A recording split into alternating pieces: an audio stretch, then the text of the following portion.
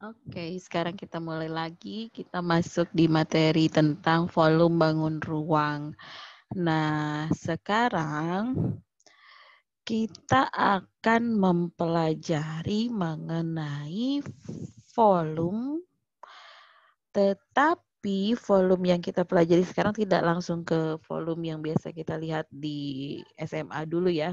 Kita lihat dulu beberapa postulat sebelumnya.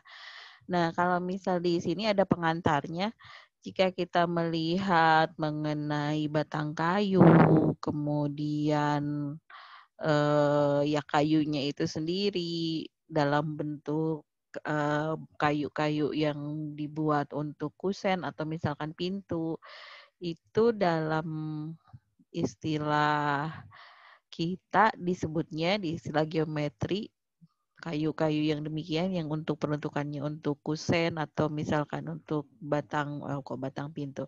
Untuk pintu itu adalah balok gitu. Di sini dikatakan demikian. Nah, kita langsung saja ke postulat volume yang pertama, katanya setiap bidang. Jadi ini lupa belum dibahas. Jadi kalau misal dibangun datar itu ada segi banyak.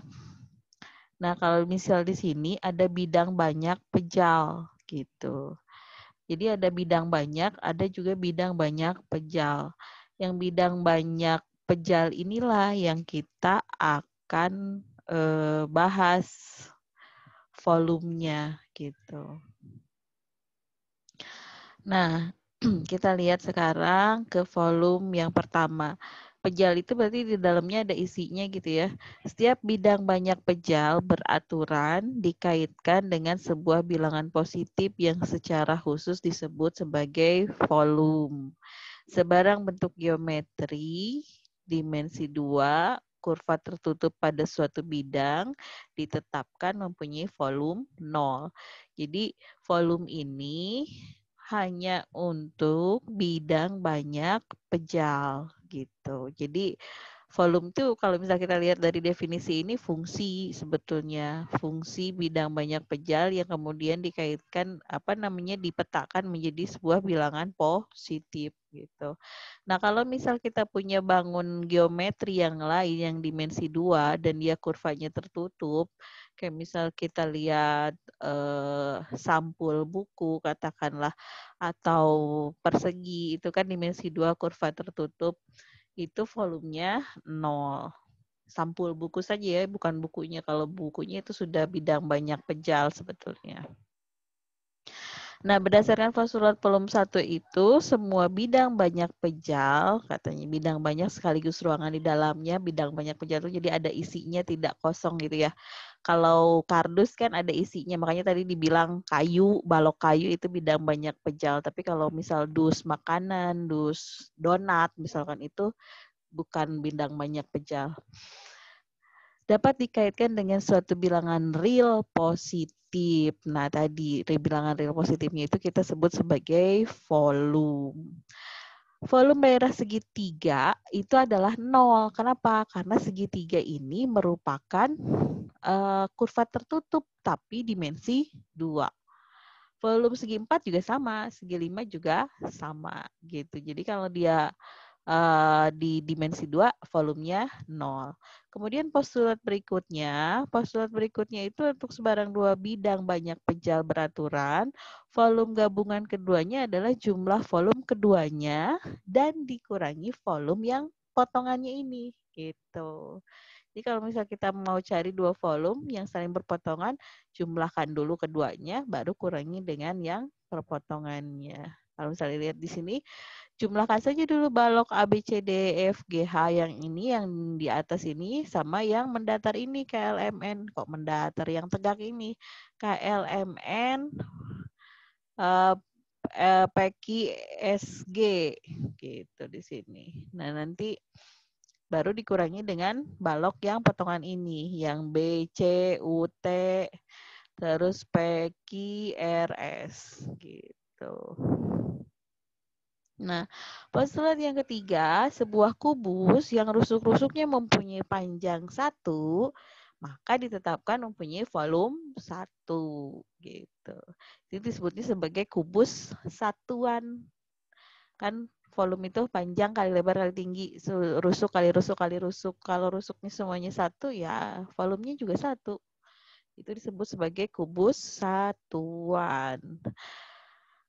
Nah, sekarang berkaitan dengan pengukuran volume suatu geometri ruang, kita lihat di sini penggunaan satuan dalam praktek konstruksi geometri di kehidupan sehari-hari. Misal, kita lihat di gambar 27 ada gambar susunan kartu yang seperti A, ada juga yang seperti B. Jadi ada yang tegak kita susun, ada juga yang miring. Tapi jumlah kartunya itu sama banyak. Nah, sifat volume yang seperti ini, jadi percobaan ini dikemukakan oleh matematikawan dari Italia, Bonaventura Cavalleri, gitu. Di sini kita dapat mengimajinasi bahwa setiap kartu menggambarkan sebagai irisan yang dibentuk oleh tumpukan kartu tersebut dengan bidang datar terhadap permukaan meja. Semua irisan tersebut mempunyai kesamaan luas. Kalau masing-masing tumpukan kartu sama banyak, maka keduanya memiliki kesamaan volume. Jadi meskipun di sini bentuknya berbeda, tapi kalau misal kita lihat nanti kita hitung volumenya pasti sama. Kenapa? Karena ini dua gambar ini menyatakan tumpukan kartu yang jumlahnya sama, dan volume itu kan tadi isian yang ada di dalam sebuah bidang banyak gitu, pejal. Nah, ini bidang banyak dan di dalamnya ada isinya, tumpukan kartu-kartu. Tumpukan kartu-kartu di gambar A dan di gambar B itu sama banyak, berarti volumenya pun akan sama. Begitu katanya. Ini prinsip Cavalry ini nanti akan menjadi postulat 4. Misal, katanya di postulat 4, kalau S1 dan S2, keduanya benda pejal. Dan pi adalah suatu bidang. Jika setiap bidang yang sejajar dengan pi memotong S1 dan S2, dan jika perpotongan yang berkorespondensi mempunyai kesamaan luas, maka S1 dan S2 memiliki kesamaan volume. Ini sama kayak tadi ya. Jadi ini ada bidangnya itu meja. Terus si bidang pejalnya itu ini tumpukan kartu pertama, kedua, tumpukan kartu kedua. Si alasnya sama-sama kartunya kan begitu ya, ukurannya sama. Jadi kalau luas, jadi perpotongan meja dengan tumpukan kartu pertama ya berarti sama dengan luas permukaan kartu yang paling bawah. Kalau perpotongan meja dengan bidang meja tadi dengan tumpukan kartu yang B ini berarti sama aja dengan luas bidang kartu yang di bawah. Nah, kartu yang kedua ini kan kartunya sama bentuknya. Karena luasnya sama berarti volumenya juga sama gitu. Itu kata prinsip Cavalry yang kemudian dituangkan di dalam volume 4. Nah, prinsip Cavalry ini juga bisa kita lihat di gambar 28 ini. Kita lihat nih gambar 28. Ini ada dua limas yang berbeda sebetulnya. Limasnya yang satu dia punya alas trapesium, yang sebelah sini dia punya alas segitiga. Nah, keduanya dipotong sama bidang pi di sini nih, di tengah-tengah ini.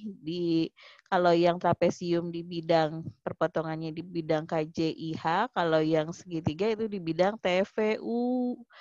Kalau luas ini sama, luas KJIH dengan luas TVU sama, maka volume limas pun akan sama, katanya begitu. Sekarang pikirkan, nah ini terakhir. Ini kita lihat dulu. Kedua bidang alas limas tersebut terletak pada satu bidang. Kedua limas tersebut memiliki tinggi yang sama. Oh, kita lihat nih, ini nggak ada keterangan tingginya sama, tapi di sini dibilang dia tingginya sama. Kemudian yang ini yang HKJI atau HIJK ini segi 4. Nah, jika ya ini juga katanya jika. Jadi memang belum diketahui. Tapi jika ini sama HKJI atau HIJK ini sama dengan TUV, maka nanti volumenya juga akan sama. Kemudian kita pikirkan sekarang, kalau kita punya kubus-kubus yang memiliki panjang rusuk 1, setiap daerah irisan sebarang kubus tersebut sejajar dengan bidang alasnya yang mempunyai luas 1 juga. Kan luas kubus itu sisi kali sisi ya. Oh, luas kubus. Luas sisi sebuah kubus maksudnya gitu. Nah, berarti nanti kata prinsip Cavalieri, kalau misal kubus-kubus tersebut kita potong dengan sebuah bidang gitu, dan setiap daerah irisan sebarang kubus tersebut sejajar dengan bidang alasnya, maka nanti kubus tersebut pasti memiliki volume 1 juga, volume yang sama. Kemudian kita lanjutkan sekarang ke geometri ruang pejal. Misal, kalau kita menyebut volume balok, yang dimaksud itu adalah volume balok pejal. Jadi bukan volume balok yang kopong, bukan volume balok yang tidak ada isi di dalamnya, tetapi memang yang ada isinya yang padat gitu ya. Kita lihat di sini, volume sebarang prisma tegak persegi panjang. Prisma tegak persegi panjang. Prisma itu kan alas sama atasnya sama ya. Nah, karena alas sama atasnya sama dan dia bentuknya persegi panjang, kita kenal dia sebagai balok gitu. Ini volumenya merupakan hasil kali luas bidang alas, jadi hasil kali luas alas dengan tinggi. Jadi biasanya kan kita kenalnya volume prisma sama dengan luas alas kali tinggi. Bidang alasnya apa? Ya ini, panjang kali lebar kali dengan tinggi baloknya itu sendiri apa. Makanya kita kenal bahwa volume balok itu adalah panjang kali lebar kali tinggi. Nah, silinder itu merupakan prisma juga sebetulnya. Kenapa prisma? Karena alas dan atasnya sama. Dua-duanya lingkaran. Jadi memang volumenya pun sama. Luas alas kali tinggi. Luas alasnya ya luas lingkaran kali tinggi. Luas lingkaran itu adalah pi r kuadrat. Itu kalau dia silinder atau tabung.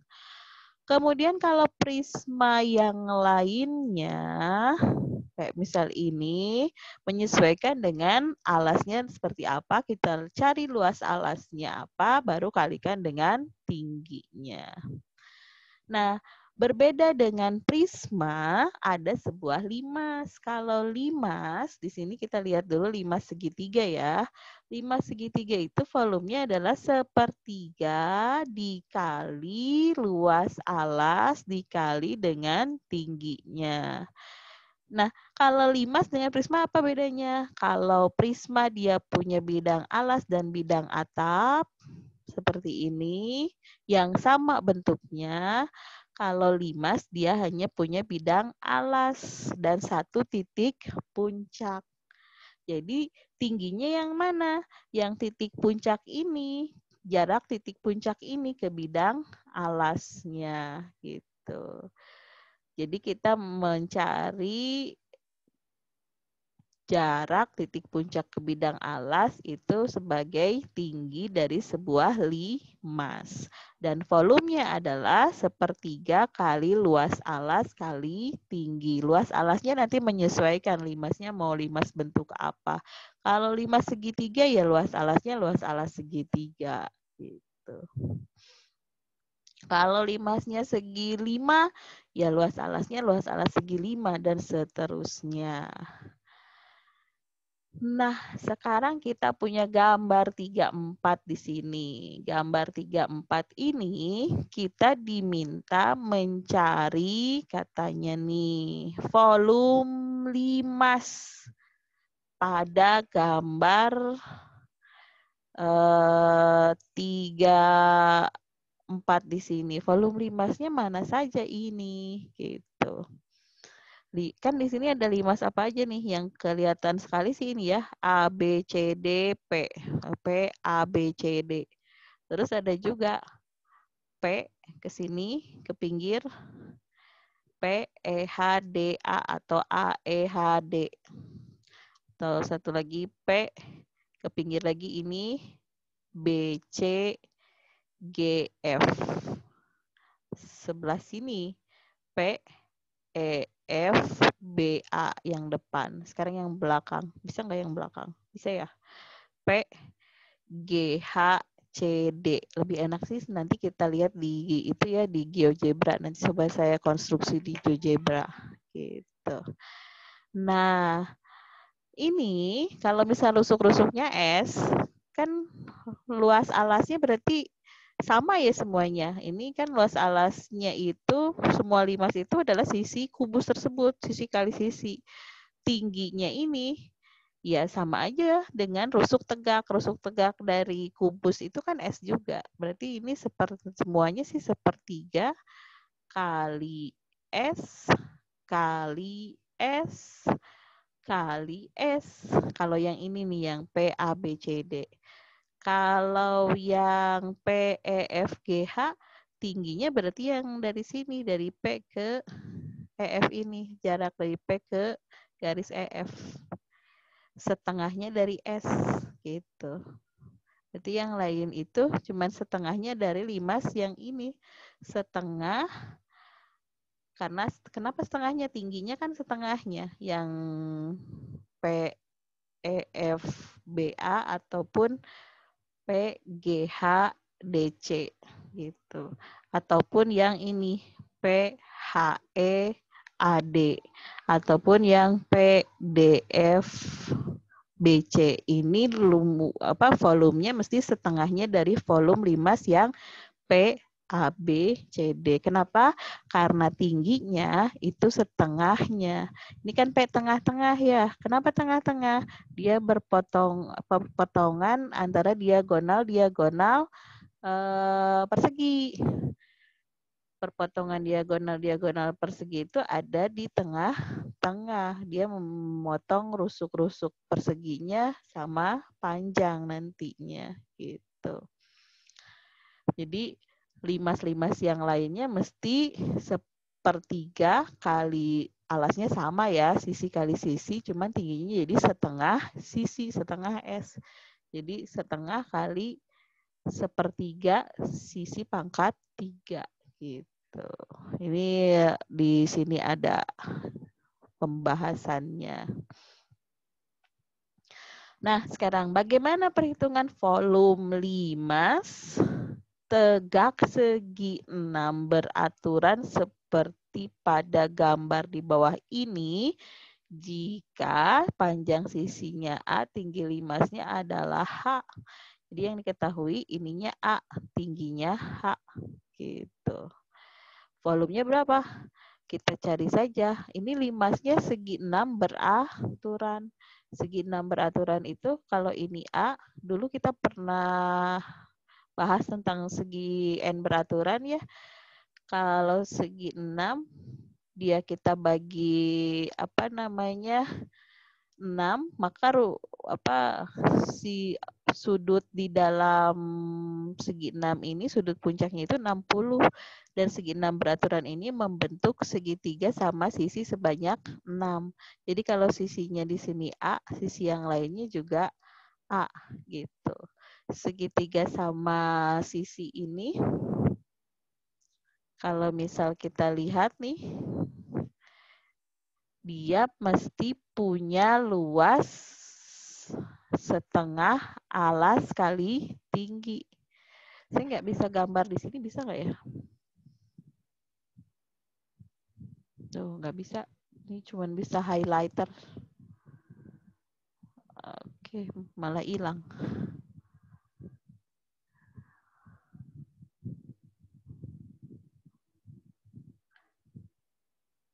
Oh, nggak bisa ternyata. Oke, nggak apa-apa lah. Nanti kita coba bahas ini di GeoGebra. Mudah-mudahan sempat waktunya. Nah, balik lagi ke sini. Jadi kalau misal ini A, yang BO pun A, yang OC pun A. Kalau misal kita tarik garis tinggi di sini, kita buat garis O dari O ke sini, ke mana namanya, ke garis BC tegak lurus, maka nanti dia akan jadi garis tinggi segitiga. Kita bisa hitung dengan cara Pitagoras. Ini A kuadrat dikurangi dengan setengah A kuadrat. Kenapa setengah A kuadrat? Karena dari O ke sini kan ini membagi 2 sama panjang. Kalau tadinya panjangnya A, berarti dari garis ini ke bawah itu setengah A. Gitu.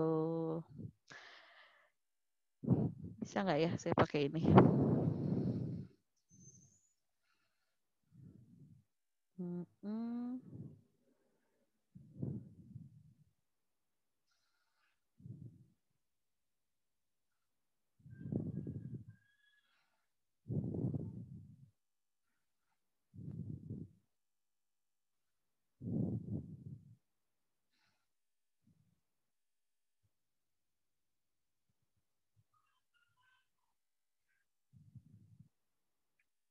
Oke, sambil nunggu lah. Ini highlighternya nggak bisa dihilangin.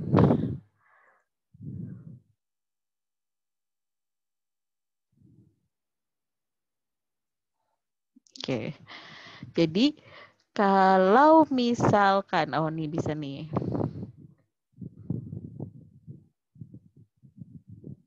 Ini kan O, B, C. Ini A, ini juga A, ini juga A panjangnya.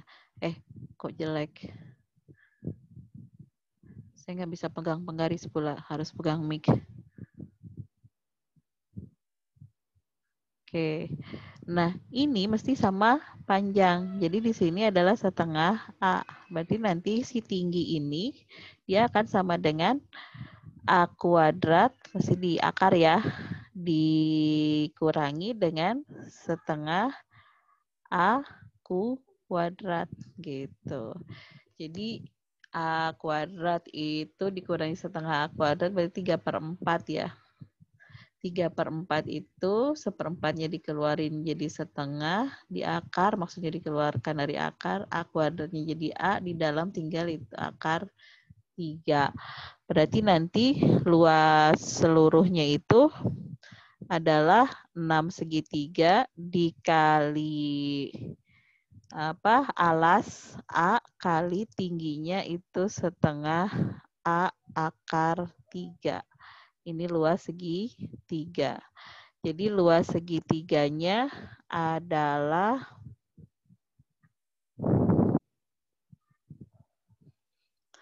3 A kuadrat akar 3. Nah, ini luas segitiganya. Kalau begitu luas si limasnya gimana? Luas limasnya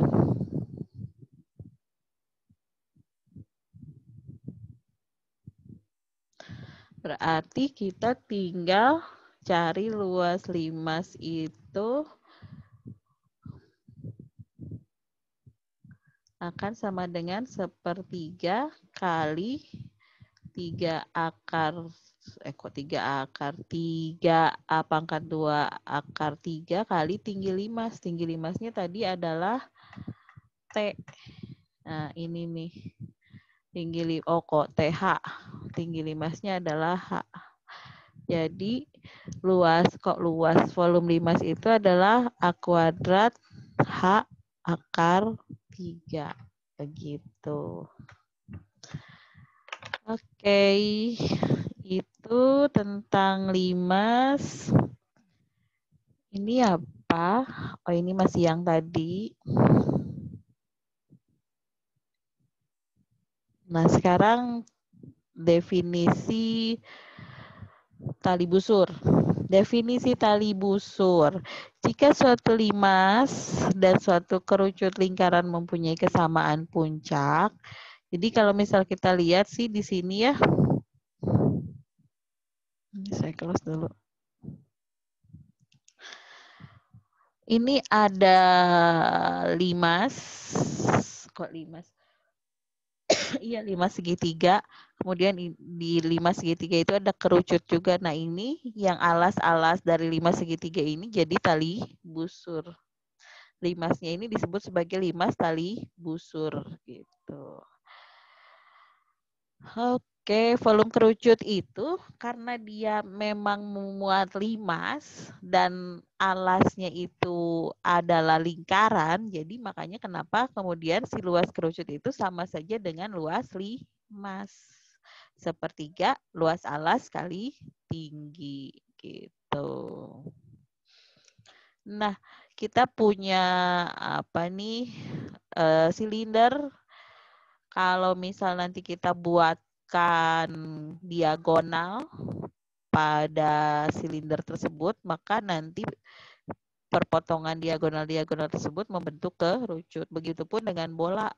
Kalau kita punya bola terus kita iris, maka ada irisannya yang berbentuk kerucut. Irisan yang demikian ini loh, yang seperti ini. Gitu. Oke.